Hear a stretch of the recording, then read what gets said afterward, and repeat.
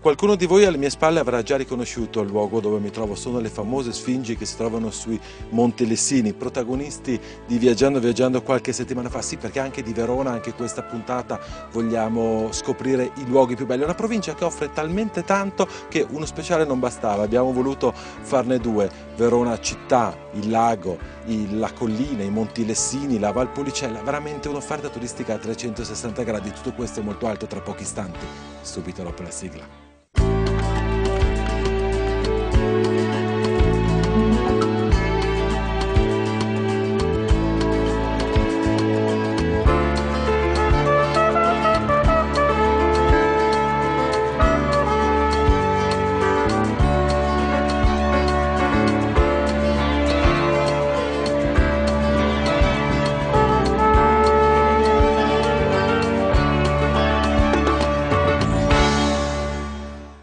Iniziamo la nostra scoperta di questa provincia che, come dicevamo, offre veramente tantissimo da un punto di vista turistico, con la provincia, forse la provincia meno famosa, meno conosciuta da un punto di vista proprio turistico. Infatti andiamo a Soave.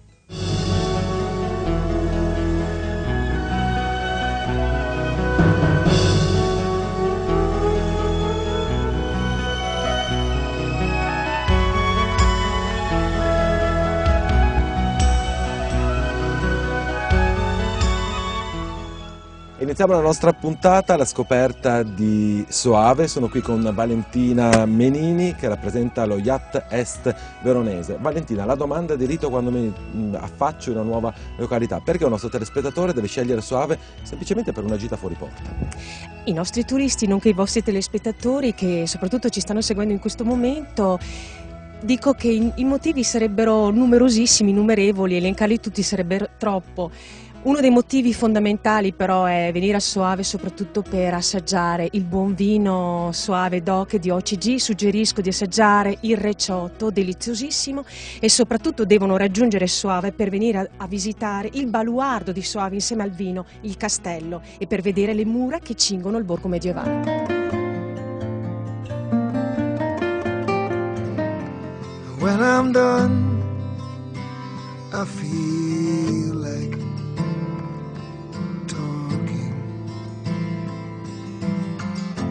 without you here, there is less to say.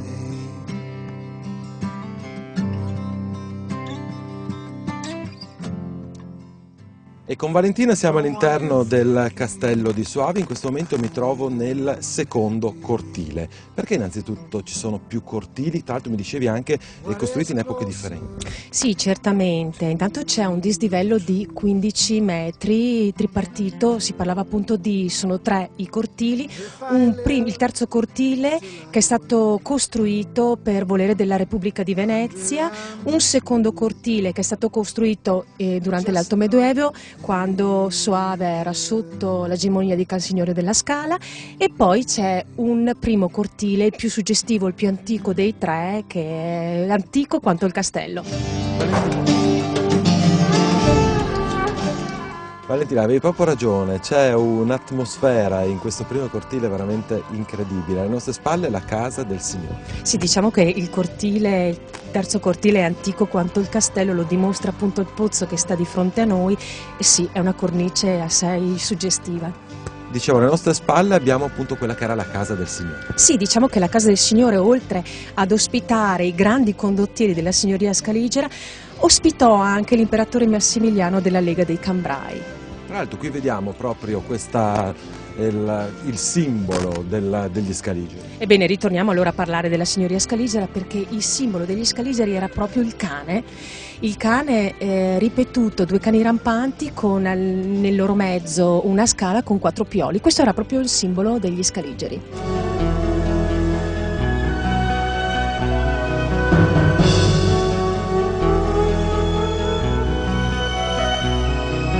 Buongiorno a tutti. tutti, qui ci troviamo appunto al Museo del Gioco, che è una struttura informativa ed educativa, è una struttura che cerca di unire un'istanza ludica con l'istanza culturale. Praticamente qui si vuole fare un po' la storia di quelli che sono i giochi. Esatto, questo museo raccoglie diversi giochi, infatti qui ci troviamo all'interno della sala espositiva del Museo del Gioco, che accoglie una mostra permanente di giochi e giocattoli dell'antichità.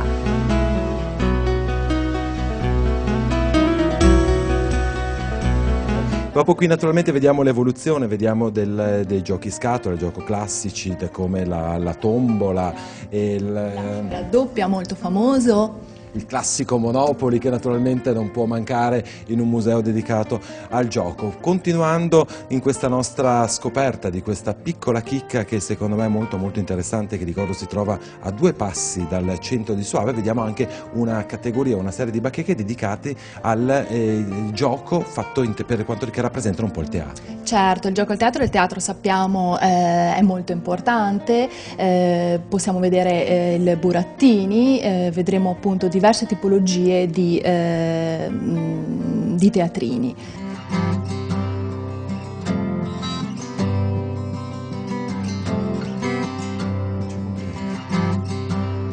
Proseguiamo con la provincia, sempre la parte sud della provincia di Verona. Andiamo a Legnago.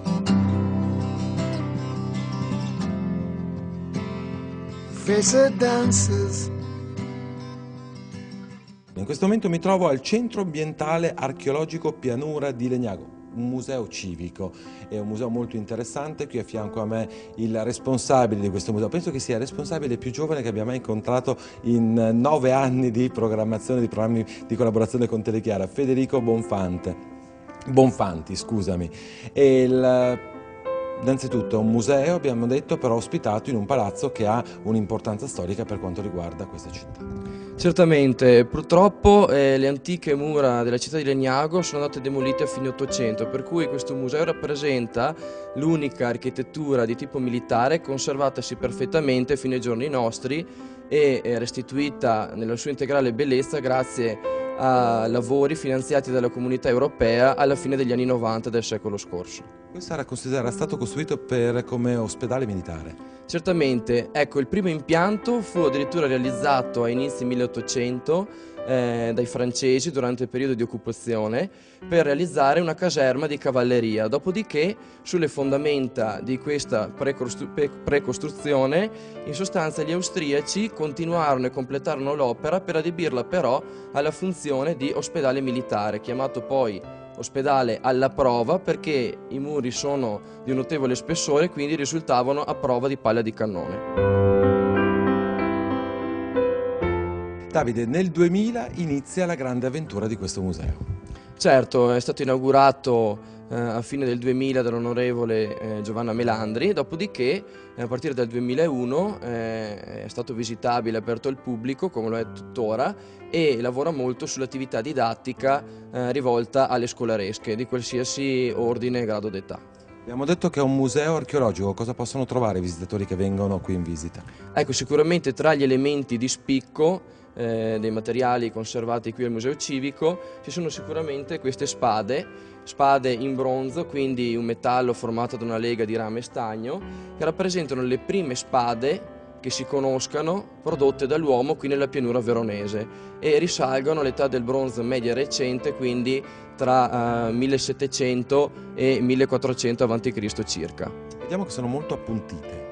Certo, questa è proprio la loro peculiarità in quanto non si tratta di spade con la lama tagliente, non sono affilate, ma semplicemente sono delle spade cosiddette da stocco, in quanto venivano usate contro il nemico, contro l'avversario, per dare colpi di punta, quindi per finirlo quando magari stava terminando il combattimento corpo a corpo, veniva dato un colpo di grazia infliggendo un colpo appunto con la punta di questa spada.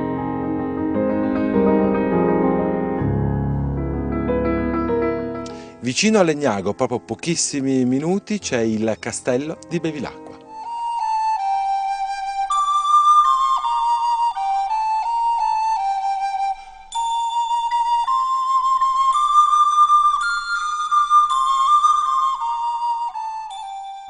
Mi trovo con Roberto Iseppi, proprietario di questo castello, il castello di Bevilacqua. Innanzitutto diciamo che da un punto di vista strategico di dove è locato questo castello è un punto molto interessante, perché a pochissimi passi, diciamo, dalla provincia di Padova, vista la vicinanza con Montagnana, in provincia di Verona naturalmente dove ci troviamo, però vicino anche a Mantova, vicino alla provincia di Rovigo. Diciamo una situazione abbastanza strategica. Sì, siamo al centro di un esagono, possiamo dire, molto interessante culturalmente, perché è una zona che non è ancora a grande vocazione turistica, ma che però ha grandissime potenzialità turistico-culturali. E direi anche enogastronomiche, visto che comunque siamo in un territorio con grandi capacità di produzione di prodotti tipici.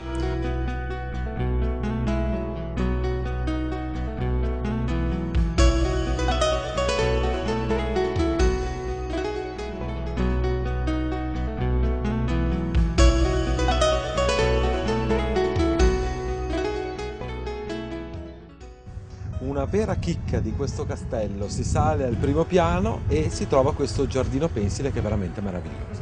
Sì, direi che è una sorpresa che molti non si aspettano così veduta nel suo insieme del castello, ma quando arrivano poi su effettivamente rimangono spesso sbalorditi.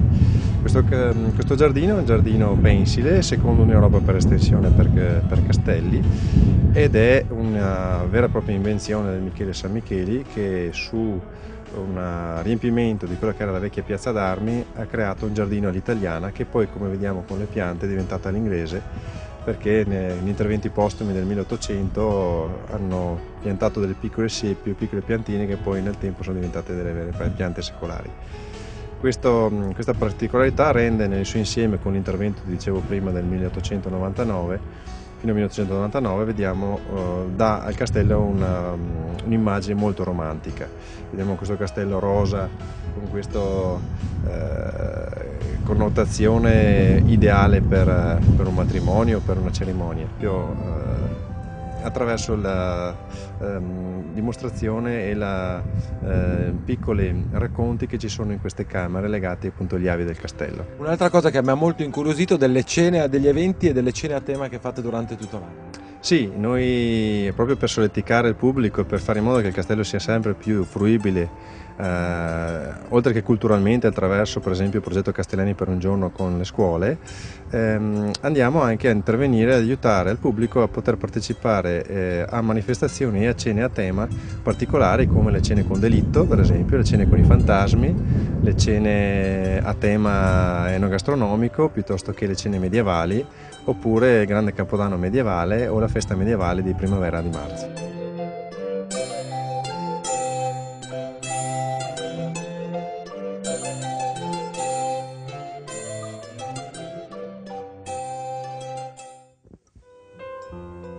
Per noi è arrivato il momento della nostra prima interruzione pubblicitaria. Vi aspetto tra pochissimo, andremo sul lago di Garda.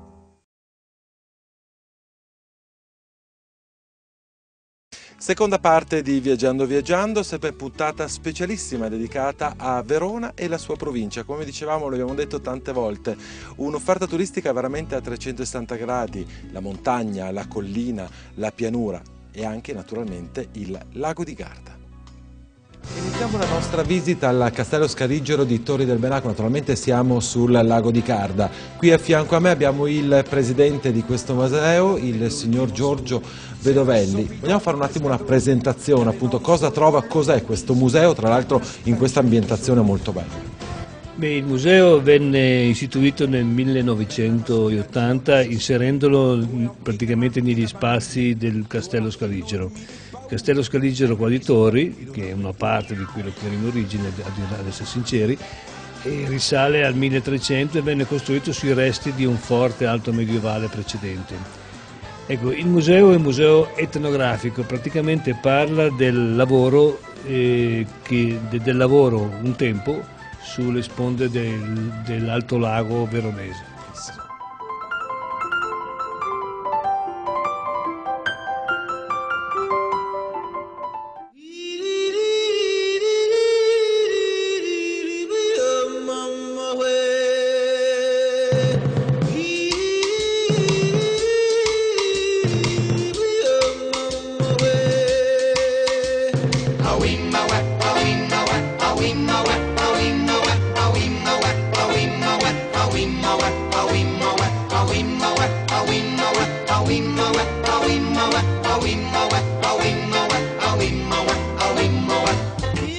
questo momento mi trovo con il dottor Cesare Vesani Zaborra all'interno del parco Natura Viva del Lago di Garda, un parco che ha avuto un anniversario importantissimo l'anno scorso, più di 40 anni, sempre aggiornato, sempre pronto. Vogliamo raccontare ai nostri spettatori cosa trova una persona che viene qui per una giornata intera? Beh, il nostro simbolo è un'arca di Noè, quindi trova essenzialmente animali che noi recuperiamo all'interno di una rete europea, sono esemplari che vengono utilizzati proprio per tentare di conservare e salvare le specie nel loro ambiente naturale. Quindi una serie di animali, di specie minacciate molto particolari, dal leopardo delle nevi ai panda rossi molto belli che si riproducono regolarmente in questo parco, dalle tigri siberiane agli ippopotami, dai leoni agli scimpanzé, quindi sia fauna africana sia fauna dei continenti asiatici a cui abbiamo dato particolare attenzione proprio perché in quelle aree c'è molta criticità negli ultimi tempi nei loro ambienti naturali, quindi essendo noi proprio relazionati con una grande rete europea cerchiamo di diciamo così, far salire sulla nostra arca quelle specie che hanno particolarmente bisogno di essere aiutate. Grazie ancora, vogliamo ricordare ancora in chiusura il sito? www.parconaturavia.it, veniteci a trovare sul sito, ma poi venite anche fisicamente qui, abbiamo bisogno della vostra visita e del vostro aiuto. Grazie e complimenti. Tutto è così leggero da quando sei qui, a dar sollievo ad anzi ostacoli. Quanta gente mi diceva non fidarti mai di lui. Oggi alla scoperta del Castello Scaligero di Malcesine. Naturalmente siamo in provincia di Verona, sul lago di Garda. Qui a fianco a me ho il piacere di avere il maestro Giacomo Bertuzzi, che è un operatore didattico e grande appassionato di storia, grande appassionato di quella che è la storia appunto di queste terre. Vogliamo presentare a tutti i nostri telespettatori questo che è un castello scaligero, però non costruito dagli scaligeri. E questo è un castello costruito probabilmente molto tempo prima del periodo in cui gli scaligeri hanno avuto potere sul lago di Garda e quindi anche su Malcesine. E qualcuno dice che è stato costruito ancora dai Longobardi, Ostrogoti e poi completato o comunque ricostruito dai Franchi prima dell'Ottocento. Tanto è vero che si dice che Pipino abbia dimorato in questo castello. È stato sicuramente restaurato, ristrutturato dai vari proprietari che si sono succeduti nel tempo. Ci troviamo appunto nel palazzo veneziano, che è chiamato così però perché i veneziani nel periodo appunto della dominazione veneziana hanno costruito la scala doppia e il portale del piano nobile. Sopra questo portale si potrà vedere il nome del provveditore veneziano del lago e anche il nome del doge del tempo e degli stemmi. Purtroppo il leone di San Marco è stato scalpellato dai francesi in odio all'antico regime. Tornando un po' a una descrizione generica, poi naturalmente noi anche quest'oggi andremo nel dettaglio, andremo a vedere le sale più interessanti. Abbiamo detto appunto il maggior splendore nel periodo degli scaligeri. Cos'è che trova il turista quando viene qui oggi? Intanto quando passa attraverso il paese, che è il passaggio obbligato per arrivare al castello, a un certo momento incontra un grande portale e quello si apriva nelle mura del primo cortile del castello. Adesso quello è diventato paese perché gli abitanti di Malcesine tutte le case che avevano all'interno, che erano piccoli ripari in caso di assedio, sono state riscattate. Il vero castello ormai incomincia in questo terzo cortile. Il castello è dotato di 3 cortili e il visitatore trova questo cortile, poi sale nel secondo cortile e poi si addentra sempre di più e entra nel primo cortile dove c'è l'entrata del palazzo principale e l'entrata anche della torre. La torre era il nucleo iniziale del castello, quello più importante per la propria difesa, infatti la torre qui è alta 31 metri, ha una entrata che si trovava quasi a 15 metri di altezza, raggiungibile solo attraverso un poggiolo, per cui la torre era imprendibile. quindi era il nucleo principale della difesa stessa.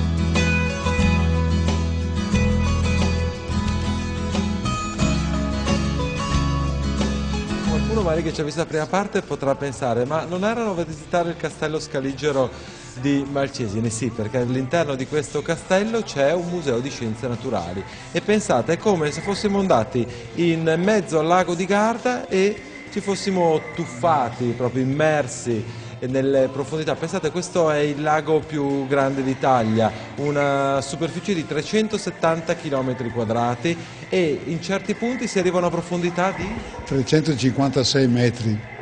E proprio in questa stanza si vuole proprio creare, vedete anche le luci che salgono e scendono, quest'habitat. Il museo è la dimostrazione che il castello nella sua storia è stato ben inserito nell'ambiente, nella natura tra lago e Montebaldo.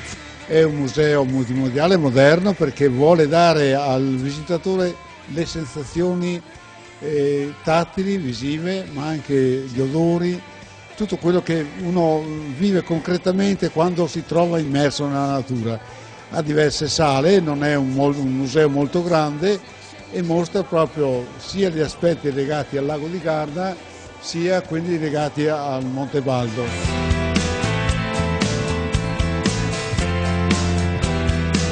You see the trouble with me,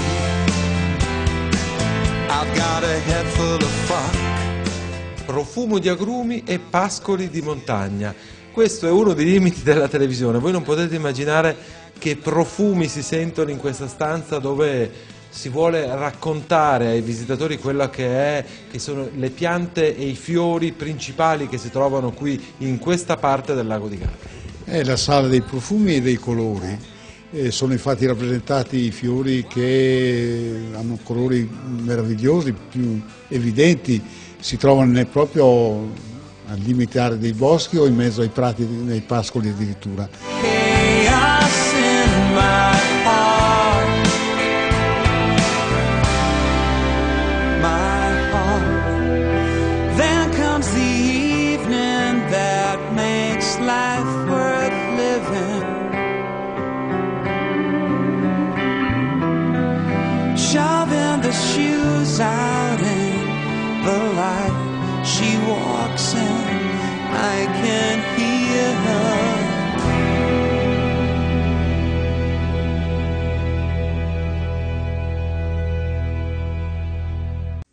Non potevamo dare meno spazio di mezza puntata al lago di Garda per rivedere alcuni momenti veramente molto belli e molto suggestivi. L'abbiamo detto tante volte anche in questa puntata, la provincia di Verona ha un'offerta turistica veramente a 360 gradi. Noi in questi due speciali abbiamo cercato un po' di ripercorrere le nostre visite. Sapete, noi siamo stati molte volte ospiti e anche questa volta voglio ringraziare Verona Turismo per la grande ospitalità. È sempre un piacere per me tornare in questi luoghi. Voglio ricordarvi a chiusura di questo appuntamento il nostro indirizzo di posta elettronica se voi volete mettervi in contatto con noi per richiederci qualsiasi informazione, che è viaggiando@telechiara.it, e naturalmente potete darci anche dei suggerimenti per le prossime mete di Viaggiando Viaggiando. Voglio ricordarvi che tutte queste puntate le potrete rivedere nei prossimi giorni sul YouTube, quindi cliccando su qualsiasi motore di ricerca Telechiara Produzioni oppure il nome e cognome del sottoscritto, quindi Piero Brazzale. Per oggi è proprio tutto, l'appuntamento con noi è fra 7 giorni, stessa ora, stessa rete, e come di consueto viaggiate assieme a noi.